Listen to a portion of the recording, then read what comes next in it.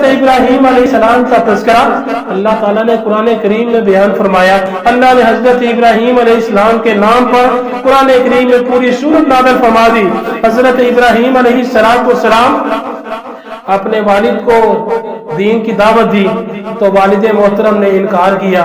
حضرت ابراہیم علیہ السلام کو اللہ کے پیغمبر ابراہیم علیہ السلام نے اپنے والد محترم کے ساتھ بدتمیزی نہیں کی، جو انہوں نے بولا اس کا رپلائی اسی طرح جواب نہیں دیا۔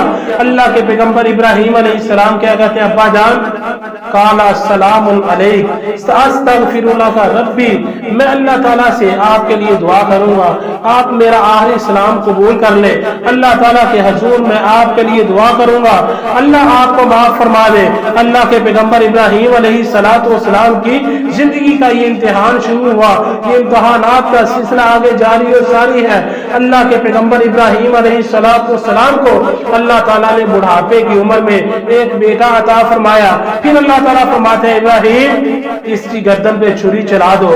کوئی بندہ نہیں چاہتا کہ اپنے لہتے جگر کو قتل کر دے، کوئی بندہ نہیں چاہتا اپنے لہتے جگر کی گردن کے اوپر چھری چلا دے، یہ تصور بھی نہیں کر سکتا، لیکن اللہ تعالیٰ فرماتے ہیں ابراہیم یہ تیرا امتحان ہے۔ حضرت ابراہیم علیہ السلام یہ کام کرنے کو تیار ہے، بیٹے کو زمین پہ لٹا دیا گیا ہے۔ اللہ کے پیغمبر ابراہیم علیہ السلام چھری چلانے کے لیے تیار ہے۔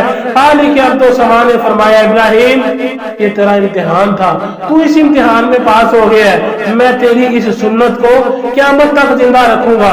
کوئی بندہ اپنے بیٹے کو ذبح کرنے کے لیے تیار نہیں ہوتا، ابراہیم علیہ السلام تیار بھی ہو گئے، پریکٹیکل کر کے بھی دکھا دیا کہ بیٹے کی گردن پہ چھری چلاتے ہیں، لیکن اللہ تعالیٰ چھری کو چلنے نہیں دے رہا۔